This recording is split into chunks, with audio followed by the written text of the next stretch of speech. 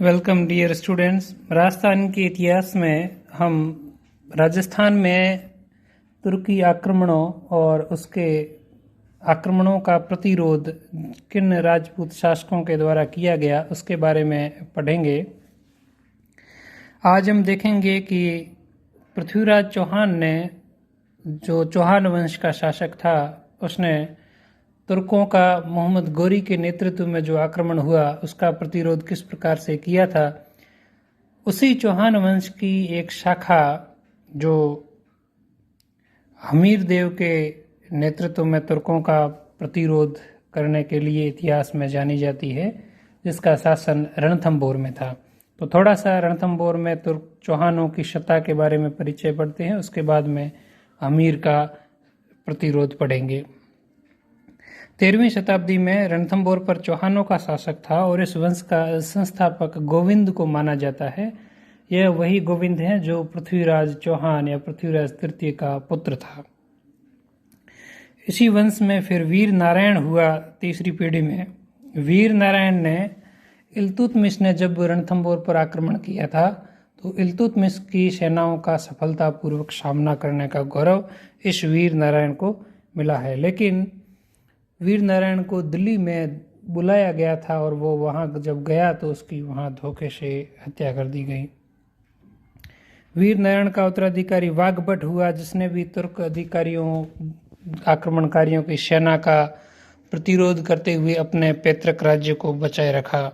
उसके बाद में जेत्र सिंह एक शक्तिशाली शासक था, जिसने नासिरुद्दीन के द्वारा भेजी गई सेना को वापस लौटा दिया, फिर भी उसने कर देना स्वीकार कर दिया था। जयसिंह ने भी अपने वंश और प्रतिष्ठा को बनाए रखने के लिए मुसलमानों से लड़ाई की और जयसिंह के बाद में हमीर शासक बना, जो इतिहास में अपने हठ के लिए जाना जाता है, हमीर देव के नाम से। अमीर खुसरो और बर्नी अपनी रचनाओं में हमीर देव का जिक्र करते हैं, क्योंकि अमीर खुसरो तो इस युद्ध के समय मौजूद था, तो उसका विवरण और अधिक प्रमाणिक माना जा सकता है। इसके अलावा हमीर रासो, जिसको जोधराज ने लिखा है, और नयन चंद्र सूरी द्वारा हमीर महाकाव्य लिखा गया है, इसके माध्यम से भी हमें हमीर के संबंध में बहुत जानकारी मिलती है। हमीर देव जयसिंह का तीसरा पुत्र था, जो 1282 ईस्वी में शासक बना और 1288 ईस्वी आते आते उसने स्वयं को दिग्विजय की नीति पर चलने के लिए योग्य समझा और अपनी सीमाओं को बढ़ाना शुरू कर दिया। हमीर और जलालुद्दीन खिलजी के बीच में संबंध किस प्रकार से रहे, क्योंकि 1290 में दिल्ली में खिलजी वंश की स्थापना हो चुकी थी और उस समय हमीर भी अपनी दिग्विजय की नीति के कारण अपनी सीमाएं दिल्ली की सीमाओं तक ले जा चुका था। इसलिए जलालुद्दीन खिलजी ने अपनी इस सीमाओं की सुरक्षा करने के लिए हमीर पर आक्रमण करना उचित समझा और 1290 में एक अभियान किया। उस अभियान में रणथंभौर का प्रवेश द्वार माने जाने वाले झाइन के दुर्ग पर अधिकार कर लिया। हमीर इस किले को तो नहीं बचा सका, लेकिन जब जलालुद्दीन खिलजी की सेनाएं रणथंभौर के किले तक पहुंची और वहां पर तुर्की जो शस्त्रागार थे, जिसमें मजनीक, शेवात और गरगच, ये युद्ध लड़ने की विभिन्न तकनीकें हुआ करती थी, उन तकनीकों की व्यवस्था की गई, लेकिन उसके बाद भी जलालुद्दीन खिलजी नहीं जीत सका और उसे वापस लौटना पड़ा। और जब वो वापस लौटा तो हमीर ने पुनः झाइन के दुर्ग पर अधिकार कर लिया और युद्ध से पूर्व की स्थिति में हमीर के पास साम्राज्य रह गया। जब 1296 में अलाउद्दीन खिलजी ने दिल्ली पर अधिकार कर लिया तो उसने अपने को सिकंदर ए सानी कहलाने में गर्व महसूस करता था और इसी नीति के तहत वो अपनी सीमाएं बढ़ाना चाहता था। उसी समय हमीर ने जो जलालुद्दीन को कर देता था वो कर देना बंद कर दिया। साथ ही जब गुजरात पर अलाउद्दीन खिलजी ने अभियान किया था तो गुजरात से सेनाएं बहुत सारा धन लूट करके ला रही थी। उसका नेतृत्व उलूग खां और नुसरत खां कर रहे थे। जालोर के पास जब वो सेना आई तो यहाँ पर नवीन मुसलमान लोगों ने विद्रोह कर लिया और धन की लूट या जो बंटवारा था उस बंटवारे के मुद्दे पर विवाद हो गया। तो कुछ मंगोल है वो भाग करके हमीर के शरण में आ गए। जब अलाउद्दीन ने कहा कि मुझे इन सभी विद्रोही मंगोलों को वापस लौटा दो, तो हमीर ने लौटाने से मना कर दिया, क्योंकि हमीर शरणागतों को रक्षा देने का वचन कर चुका था और यह राजपूती परंपरा थी कि एक बार जो वचन निभा किया है उसको निभाना है। 1299 में इन सब कारणों के कारण उलूग खां और नुसरत खां के नेतृत्व में एक सेना भेजी गई।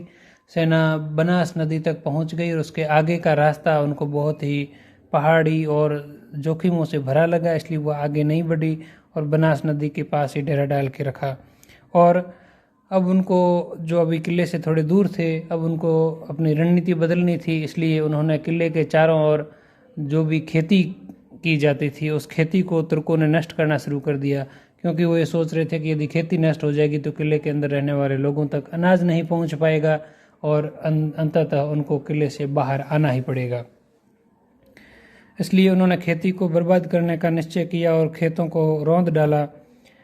और इस समय एक छोटी सी झड़प भी हुई जिसमें भोज और धर्म सिंह जिसका नाम था, ये सब मिलकर के लड़े थे।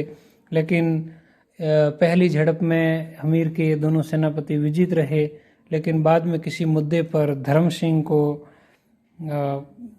जो अमीर का पहले विश्वसनीय व्यक्ति था, लेकिन बाद में उसका विश्वास धर्म सिंह ने खो दिया। फिर भी धर्म सिंह को महत्वपूर्ण पदों पर रखा गया, लेकिन उसके मन में अमीर के प्रति कुटिलता आ चुकी थी। और इसी का एक और परिवारजन था, भोज था, वो दिल्ली चला गया और उसने अलाउद्दीन को अमीर पर आक्रमण करने के लिए आमंत्रित किया। और वो चाहता था कि चौहान राज्य में जो धर्म सिंह और अमीर के बीच में जो फूट पड़ी हुई है उस फूट का फ़ायदा अलाउद्दीन उठाएं। और फिर अलाउद्दीन ने आक्रमण अपने सेना भेजी और वह हिंदूबाद की घाटी में मुठभेड़ हुई, वहाँ पर तुर्क सेना परास्त हुई। और उस पराजय के बाद में, जैसा कि नयन चंद्र सूरी लिखता है कि बंदी बनाई गई स्त्रियों को गांव-गांव में मट्ठा बेचने के लिए लगाया गया। ऐसा इसलिए किया गया तो कि जहाँ जहाँ औरतें मट्ठा बेचने जाएगी वहाँ के लोगों को पता चलेगा कि इनको अमीर ने जीत करके अपने गुलाम बना दिए हैं। जब अलाउद्दीन को अपनी पराजय का पता चला तो वो सेना लेकर के आया और उसने पुनः झाइन के किले को जीत लिया। और उसके बाद में उसने संधि की वार्ता का सौदा करना शुरू कर दिया। और संधि की वार्ताओं में यही शर्तें रखी गई थी कि मंगोल जो है वहाँ पर शरणार्थी है उनको वापस दिल्ली भेज दिया जाए और हमीर की पुत्री का विवाह है वो अलाउद्दीन के साथ में किया जाए। लेकिन हमीर ने, जैसा कि वो हठी था, उसने अपने स्वभाव और राजपूती परंपरा के अनुसार दोनों ही संधि की शर्तों को मानने से इनकार कर दिया। और नुसरत खां को युद्ध की मोर्चेबंदी का काम अलाउद्दीन ने सौंपा और नुसरत खां इस मोर्चाबंदी के दौरान ही एक झड़प में मारा गया। ये अलाउद्दीन का बहुत बड़ा नुकसान था। इसलिए अलाउद्दीन अपनी पूरी दल बदल सेना के साथ लेकर के वो अभियान करने के लिए आया। उसने पूरी तैयारी की, उसने रेत से बोरे भरवा करके खाइयों को भर दिया और उसके स्थान में उसने पाशीब और मजनिक स्थापित कर लिए। जगह जगह नई खाइयाँ खोद दी और तेल से गीले करके कपड़ों को जला करके किले के ऊपर डाला गया ताकि किले में आग लग सके। इस प्रकार से उसने चारों ओर किले को घेर करके अभियान अपना जारी रखा, लेकिन फिर भी वो किले की दीवारों को नहीं तोड़ सका। लगभग 9 महीने के घेरे के बाद भी वह जब उसको नहीं जीत सका तो उसने संधि वार्ता का फिर से जुमला फेंका और हमीर की तरफ से रतिपाल जो संधि वार्ता के लिए गया वो स्वयं ही जयचंद बन गया और वो अपने लालच में आकर के अलाउद्दीन के साथ मिल गया और उसने रात को मोर्चेबंदी हटवा दी और गुप्त रास्ता जो किले में जाता था वो बता दिया। और इस प्रकार से अमीर के ऊपर अलाउद्दीन की सेनाएं अचानक किले में घुस गई और युद्ध में हमीर मारा गया और हमीर के पीछे जो उसकी रानी और उसकी पुत्रियां थी उन सब ने जौहर कर लिया और अपने धर्म की रक्षा कर दी। लेकिन जिन लोगों ने अमीर के साथ में विश्वासघात किया था और अलाउद्दीन को किले का भेद बताया था या सेना पर आक्रमण करने के लिए आमंत्रित किया था, अलाउद्दीन ने उन सभी को पुरस्कार के रूप में उनको मृत्यु दे दी, क्योंकि अलाउद्दीन ये सोचता था कि जो अपने राजा के नहीं हुए वो मेरे क्या होंगे। इस प्रकार से 11 जुलाई 1301 ईस्वी में इस किले पर तुर्कों का अधिकार स्थापित हो गया। और जब किले पर अधिकार स्थापित हो गया तो तुर्की सेना ने यहाँ कई इमारतों, किलों, मंदिरों और मंदिरों को तोड़ दिया और यहाँ के लोगों पर अत्याचार किए। इस प्रकार से हमीर का राज्य है वो समाप्त हो गया। इन सब इस युद्ध में पराजय के बावजूद हमीर ने इतिहास में एक महत्वपूर्ण स्थान रखा है। उसने जिस प्रकार से तुर्की आक्रमण का प्रतिरोध किया वो इतिहास में एक गौरवशाली पन्ना हो गया है। एक वीर योद्धा होने के साथ साथ वह एक धार्मिक सहिष्णु व्यक्ति था। वह ब्राह्मणों और विद्वानों का पोषक व्यक्ति था और सबसे ज़्यादा वो जिस चीज़ के लिए जाना जाता है वो है उसकी वचनबद्धता और दृढ़ इच्छा शक्ति।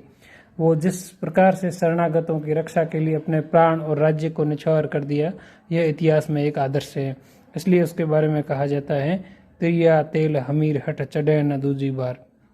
जिस प्रकार से एक स्त्री के दूसरी बार तेल नहीं चढ़ाया जा सकता है, उसी प्रकार हमीर का जो हट है वो भी दूसरी बार नहीं होता है, वो एक बार ही हट होता है इस प्रकार का।